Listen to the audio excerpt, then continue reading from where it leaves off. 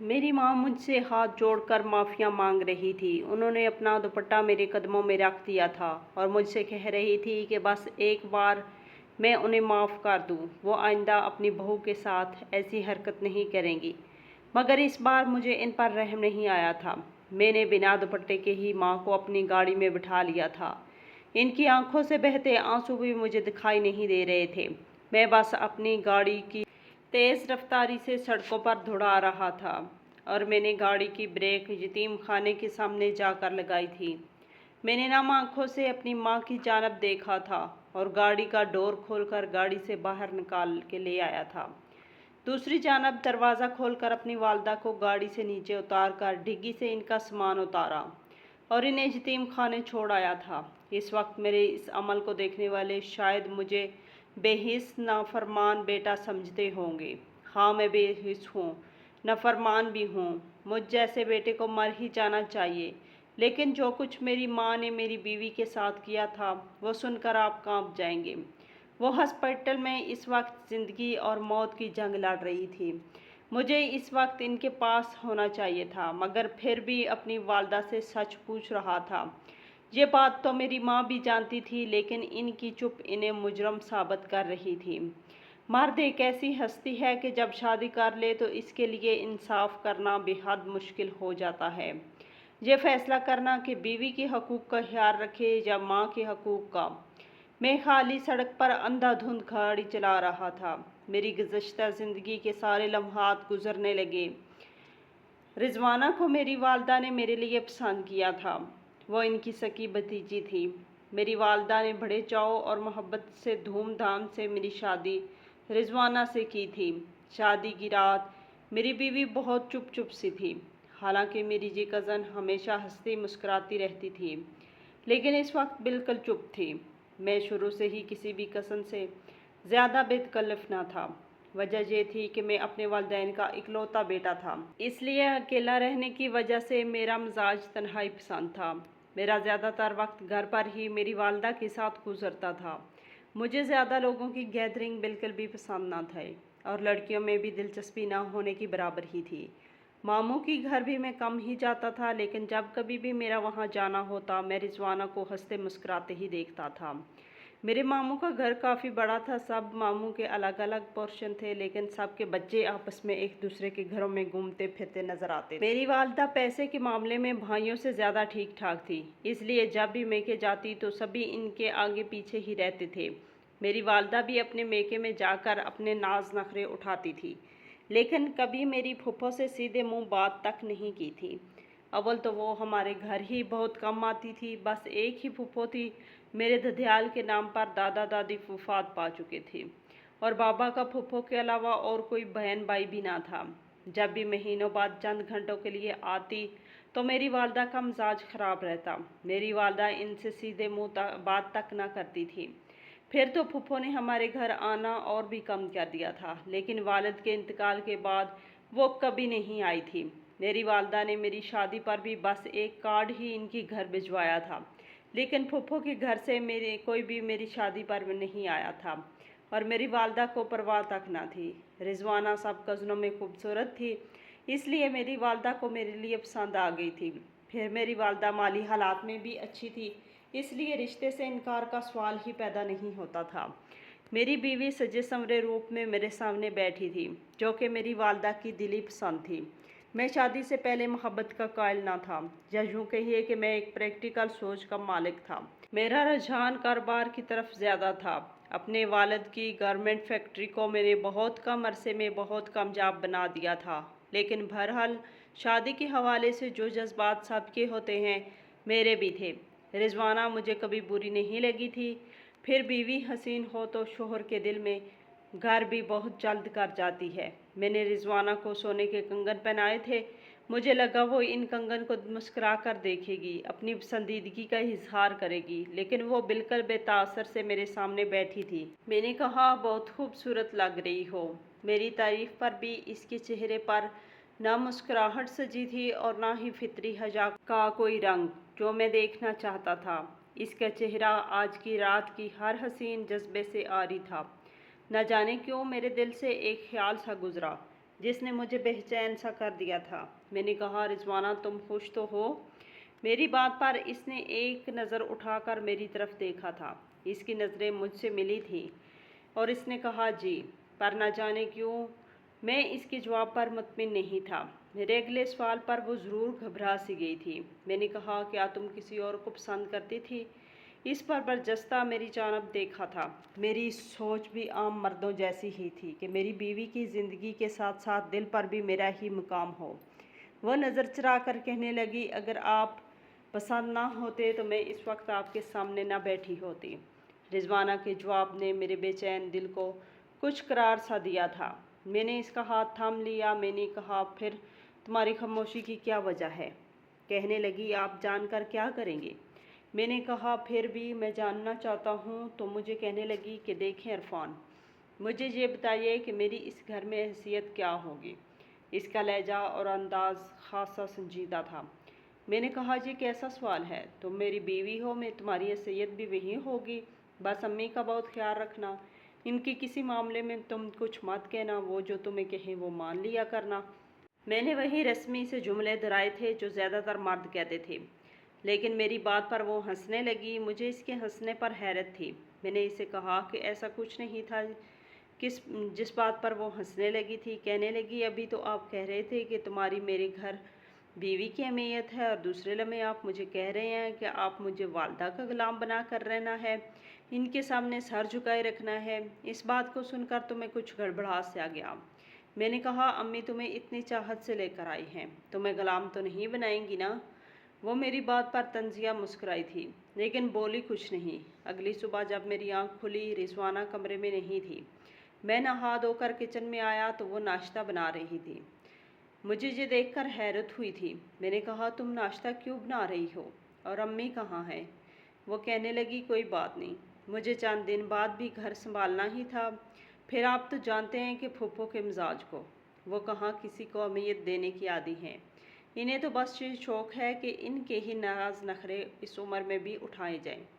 मुझे हर हाल में ये बात तो बुरी लगी थी कि मेरी एक दिन की दुल्हन ने किचन के काम भी शुरू कर दिए। क्या हर्ज था कि अम्मी 2-4 दिन इसे नाश्ता ही बना देती? फिर तो सारी ज़िंदगी इसी ने ही मेरी वालदा की और मेरी खिदमत करनी थी। वो चाय बना रही थी जब किचन में से निकलकर अम्मी के कमरे में आ गया। मेरी माँ फ़ोन पर ममानी से कह रही थी कि नाश्ता अभी तक क्यों नहीं भेजा भाभी, जब आप लोग 8 बजे ही नाश्ता कर लेते हैं। मेरी वालदा का वही सख्त लहजा था, वही रूह जमाने वाला अंदाज जो मुझे इस वक्त बहुत बुरा लगा था। यहाँ कौन से ढेरों मेहमान नाश्ते के लिए बैठे थे? हम 3 ही तो अफराद थे और रिजवाना नाश्ता बना तो रही थी। फ़ोन बंद हो चुका था। मुझे अंदाज़ा नहीं था कि मेरी वालदा एक नाश्ते के लिए ऐसा रवैया इख्तियार करेंगी। हमारे घर में किस चीज़ की कमी थी? बहरहाल मैंने अपनी वालदा से कुछ भी नहीं पूछा। मेरी वालदा मेरा माथा चूमने लगी, मुझे अगली ज़िंदगी की दवाएं देने लगी। रिजवाना को पूछने लगी कि वो उठ गई है। मैंने दिल में सोचा, खुद ही तो इसे नाश्ते का ऑर्डर दिया है और मुझसे ये सवाल पूछ रही हैं। मैंने कहा कि वो नाश्ता बना रही है, आप बाहर आ जाएं, मिलकर नाश्ता करते हैं। मेरी बात पर मेरी वालदा हैरान हुई और फिर कहने लगी कि रहने देती, चंद दिन के बाद तो इसी ने सब कुछ संभालना है। इस वक्त तो मैं चुप रहा। जब हम बाहर आए तो रिजवाना नाश्ता टेबल पर लगा रही थी। मेरी वालदा को सलाम किया, नाश्ता भी इनके सामने रखने लगी। मेरे दिल में इसकी अहमियत बढ़ने लगी थी। अभी हम नाश्ता शुरू ही किया था कि ममानी और मामू ढेरों नाश्ता लेकर हमारे घर पहुंच गए और ममानी मेरी वालदा से माजरत करने लगी कि वो तो सुबह ही नाश्ता बनाने लगी थी, लेकिन बेकरी का सामान खरीदने में वक्त लग गया था। मुझे अपनी वालदा की ये बात कुछ ठीक नहीं लगी थी। इतना ढेरों ढेर नाश्ता का उन्होंने क्या करना था? अगले रोज़ मैंने अपनी वालदा से कह दिया कि रिजवाना को आए हुए अभी 24 घंटे नहीं हुए और आपने इसे नाश्ता बनाने से एक बार भी मना नहीं किया। चंद दिन खाना आप ही बना लीजिएगा, इसका भी मान रह जाएगा। और मेरी वालदा को शायद नागवार गुजरी थी। उन्होंने मुझसे कहा तो कुछ भी नहीं था, लेकिन इनके चेहरे पर नागवारी से फैल गई थी। रात को खाना मेरी वालदा ट्रे में रखकर मेरे कमरे में ले आई थी। कहने लगी, मैंने सोचा रिजवाना को कमरे में ही खाना दे आऊँ। ये देखकर मैं भी खुश हो गया था।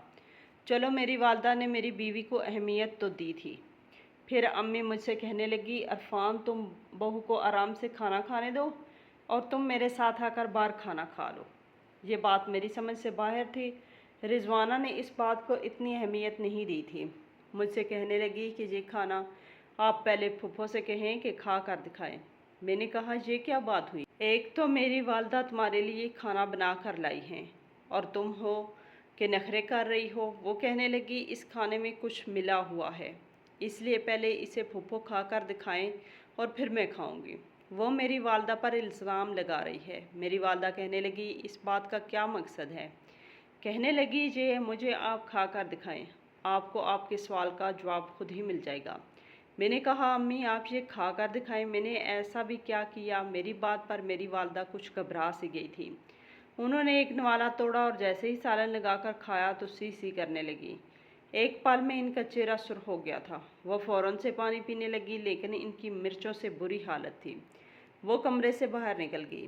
رضوانہ مجھ سے کہنے لگی، دیکھ لیا آپ نے؟ میں نے آپ سے پہلے ہی کہہ دیا تھا کہ کھانا میں خود بنا لوں گی۔ دیکھ لیا آپ نے؟ وہ کیسا تیز مرچوں والا کھانا مجھے کھلانا چاہتی تھی۔ میں تو امی کی وجہ سے رضوانہ کے سامنے نظریں بھی ملانے کے قابل نہیں رہا تھا۔ اس کے بعد سے جو کچھ میری زندگی میں ہونے لگا تھا میرے لیے اذیت کا باعث تھا۔ رات جب بھی گھر پر تھکا ہارا آتا، امی سر باندھے بیٹھی ہوتی، رضوانہ ان کے لیے سوپ بنا رہی ہوتی۔ میری ماں مجھے دیکھ کر نہ جانے کیوں رونے لگتی۔ جب میں وجہ پوچھتا تو کچھ بھی نہیں کہتی۔ کمرے میں جاتا تو جیسے ہی رات کو سونے لگتا میری والدہ چیخنے چلانے لگتی۔ میں فوراً سے ان کے پاس چلا جاتا۔ وہ کہتی، میرے سر میں درد ہے۔ میں ان کا سر دبانے لگا۔ آدھی رات میری یوں ہی گزر جاتی۔ چند دن سے یہی ہو رہا تھا۔ میں امی کو ڈاکٹر پر بھی لے کے جا چکا تھا، ان کی سر کے ایکس رے بھی کروا لیے تھے، ان کی ساری رپورٹس کلیئر تھی، لیکن پھر بھی جب میں یہ چاہتا کہ رضوانہ کے ساتھ وقت گزاروں، میری والدہ کی چیخ و پکار شروع ہو جاتی۔ کبھی سر درد کا کہتی تو کبھی سینے میں درد کی شکایت کرتی۔ جب سے میری شادی ہوئی تھی میری ماں تو بستر سنبھال کر بیٹھ گئی تھی۔ کبھی کبھی تو مجھے یہ لگتا کہ شاید وہ چاہتی ہی نہیں کہ میں اپنی بیوی کے ساتھ وقت گزاروں، کیونکہ رضوانہ یہی کہتی تھی کہ پھپھو پورا دن تو ٹھیک ٹھاک رہتی ہیں، لیکن جیسے ہی آپ گھر آتے ہیں وہ بیمار ہو جاتے ہیں۔ ایک دن جب میں گھر آیا تو رضوانہ کی طبیعت بہت خراب تھی، وہ الٹیاں کیے جا رہی تھی۔ میں اسے ڈاکٹر پر لے گیا اور ڈاکٹر نے بتایا کہ میری بیوی امید سے ہے، لیکن ڈاکٹر نے اسے بیڈ ریسٹ کا مشورہ دیا تھا اور سختی سے احتیاط برتنے کے لیے کہا تھا، ورنہ حمل ضائع ہونے کا خطرہ تھا۔ جتنی یہ خبر میرے لیے خوشی کا باعث تھی، اتنی ہی پریشان کن بھی تھی، کیونکہ میری والدہ تو بستر سے نیچے ہی نہیں اترتی تھی۔ اس پر رضوانہ کو بھی ڈاکٹر نے ایسا ہی مشورہ دے دیا تھا۔ میں اگر ملازمہ کا انتظام کرتا تو ایسی قابل بھروسہ کوئی نہیں تھی جس پر میں اپنا گھر چھوڑ دیتا۔ میں نے دن بھر کے لیے ملازمہ رکھتی تھی، لیکن جب بھی ملازمہ کھانا بنا کر جاتی اس میں نمک مرچ تیز ہونے لگا تھا۔ رضوانہ مجھ سے یہ کہتی کہ پھپھو نے کیا ہوگا تاکہ ملازمہ گھر سے نکل جائے اور سارے کام میں دوبارہ سے کرنے لگوں۔ میں نے کہا کہ یہ بات تم کیسے کہہ سکتی ہو سکتا ہے ملازمہ ہی کھانا ٹھیک نہ بناتی ہو۔ لیکن وہ کہنے لگی کہ جب سے انہیں معلوم ہوا ہے کہ میں امید سے ہوں، آپ کی ماں نے خوشی کا کوئی بھی اظہار نہیں کیا۔ یہ بات تو میں نے بھی محسوس کی تھی کہ میری والدہ نے اس خبر پر کوئی گرم جوشی نہیں دکھائی تھی۔ میں نے رضوانہ سے کہا تو کچھ نہیں، لیکن میرے دل میں میری والدہ کے لیے اختلاف سا آنے لگا تھا۔ وہ اب چپ چپ سی رہتی تھی۔ ایک بار میں گھر آیا تو رضوانہ کچن میں کھانا بنا رہی تھی۔ میں اسے کچن میں دیکھ کر اس پر چلانے لگا کہ وہ کیوں احتیاط نہیں کر رہی، آخر اسے مسئلہ کیا ہے۔ وہ مجھے دیکھ کر غصے سے بھڑک اٹھی، کہنے لگی، جا کر وجہ اپنی ماں سے پوچھ لے، جسے نہ جانے مجھ سے کیا دشمنی ہے، ملازمہ سے جھگڑا کر کے اسے نوکری سے نکال دیا ہے۔ پھپھو نے ظاہر ہے میں کام نہیں کروں گی تو اور کون کرے گا، مرتا ہے تو مر جائے میرا بچہ، آپ کی ماں کو تو سکون مل جائے گا۔ یہ سن کر تو مجھے بھی امی کی اس حرکت پر افسوس ہونے لگا تھا۔ میں غصے سے اپنی والدہ کے کمرے میں داخل ہوا۔ وہ شاید سو رہی تھی یا سونے کا ناٹک کر رہی تھی، لیکن میں اس قدر ڈسٹرب ہو کر رہ گیا تھا کہ میں اپنی والدہ کو جھنجھوڑ کر اٹھا دیا اور وہ یوں اٹھی جیسے نیند میں ڈر گئی ہوں۔ مجھے دیکھ کر لمبے لمبے سانس بھرنے لگی، کہنے لگی، عرفان تمہیں پتہ تو ہے مجھے رات بھر سکون سے نیند نہیں آتی، میں دوائیں کھا کر سوتی ہوں، اب تم نے مجھے جگا دیا ہے، دیکھو میرے دل کی حالت، मेरे दिल की धड़कन अब मुश्किल से ही इतदाल पर आएगी। वो अपने सीने पर हाथ रख कर कहने लगी, लेकिन मेरे दिमाग पर तो कुछ और ही सवार था। मैंने कहा, मुलाजमा की छुट्टी आपने करवाई है? वो कहने लगी, हाँ मैंने ही करवाई है। ये सुनने की देर थी कि मुझे गुस्से से आग लग गई थी। मैंने कहा, आप चाहती क्या हैं? अम्मी, क्यों आप मेरा हंसता बसता घर नहीं देख सकती? रिजवाना आपकी सकी भतीजी है, आप ही इसे अपने पसंद से लेकर आई थी। वो दिन भर आपकी खिदमत करती रहती है, लेकिन ये काम है कि आप उसे बर्दाश्त ही नहीं होती। इसे डॉक्टर ने बेड रेस्ट का बोला है, लेकिन आपने मुलाजमा भी हटवा दी। आप क्या चाहती हैं, मैं सारी ज़िंदगी बे औलाद रहूं? वो कहने लगी, अल्लाह ना करे कि तुम बे औलाद रहो। लेकिन वो मुलाजमा ठीक नहीं थी। मेरी वालदा की बात अभी मुंह में ही थी कि मैं भड़क उठा था। मैंने कहा, आप आज के बाद मेरे घर के मामले में नहीं बोलेंगी। मैं किसको मुलाजम पर रखता हूँ और किसे नहीं। आप इस किस्म का कोई इतराज़ नहीं करेंगी। ये कहकर मैं अपने कमरे में चला गया। मेरी वालदा ने अब घर के मुलाजमीन से भी बातचीत ख़त्म कर दी थी। मैंने दूसरी मुलाजमा भी रख ली थी। वक्त यूँ ही गुजरने लगा। रिजवाना को 9वां महीना शुरू हो चुका था। अभी डिलीवरी में 15 दिन बाकी थे कि मुझे एक दिन ऑफिस पर मुलाजमा की कॉल आई। जब वो सुबह काम पर आई थी तो रिजवाना सीढ़ियों से गिरी हुई थी। वो अब दर्द से तड़प रही है। ये सुनकर तो मेरे होश ही उड़ गए थे। मैं फ़ौरन से भागम भाग घर पहुंचा तो रिजवाना बेहोश हो चुकी थी। मैं इसे उठाकर मुलाजमा को साथ चलने का कहकर गाड़ी में रिजवाना को डालकर डॉक्टर के पास ले गया।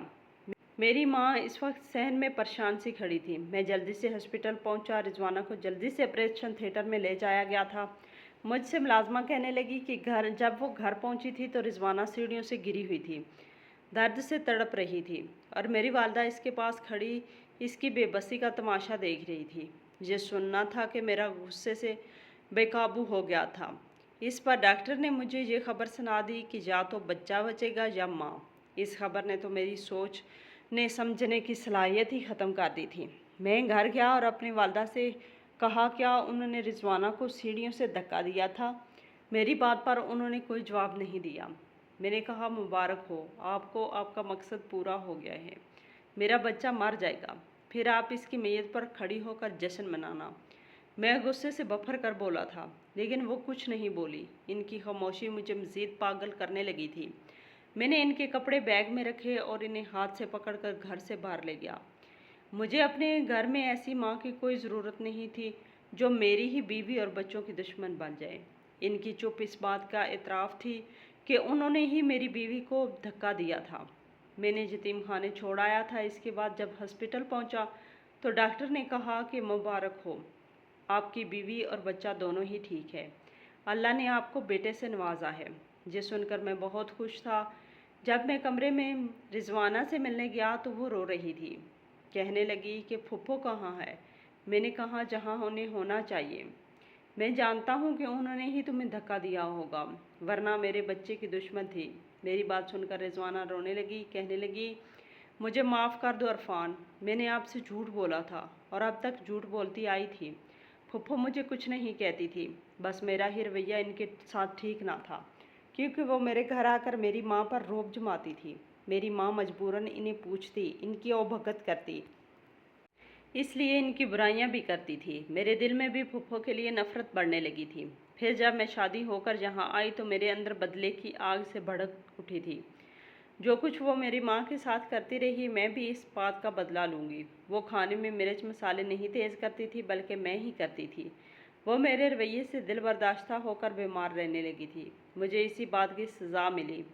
मुझे कोई बेड रेस्ट की ज़रूरत नहीं थी। मैंने डॉक्टर से झूठ बोला कि मेरी सास बहुत जालिम है, इसलिए वो आपके सामने मुझे बेड रेस्ट का मशवरा दे दे। इसलिए आज भी मैं छत पर काम से गई थी। वापसी पर मेरा पैर स्लिप गया। इस वक्त घर में फुप्पो के अलावा कोई नहीं था। वो बीमारी के बावजूद मुझे उठाने की कोशिश करती रही, लेकिन मैं दर्द से तड़प रही थी, इसलिए वो मुझे संभाल नहीं पाई। लेकिन मुझे दुआएं देती रही कि अल्लाह मुझे और मेरे बच्चे को सलामत रखे। ये सुनकर तो मुझे खुद से शर्मिंदगी महसूस हो रही थी। मैंने बिना सच जाने ही कैसा बड़ा कदम उठा लिया था। मैं भागम भाग दारुल अमान पहुंचा था। मेरी वालदा अब वहाँ कमरे में चुप बैठी थी। मैं इनके पास जाकर इनके पैरों में गिरकर रोने लगा, माफ़ियाँ मांगने लगा, लेकिन वो तब भी चुप थी। मैंने कहा, मेरे साथ वापस चले। لیکن انہوں نے انکار کر دیا۔ کہنے لگی دنیا مکافات عمل ہے، جو کل میں نے اپنی ساس کے ساتھ کیا تھا اب میری بھتیجی نے وہی میرے ساتھ دہرایا ہے۔ مجھے رضوانہ سے کوئی شکوہ نہیں، مجھے تو یہ غم ستائے جا رہا ہے کہ میں کیسے اپنے کیے کی معافی اپنی ساس سے مانگوں جو مجھے معاف کیے بنا ہی مر چکی ہے۔ یہ کہہ کر میری والدہ رونے لگی۔ دنیا واقعی مکافات عمل ہے، جو بوؤ گے وہی کاٹنا پڑے گا۔ اللہ ہم سب پر رحم فرمائے، آمین۔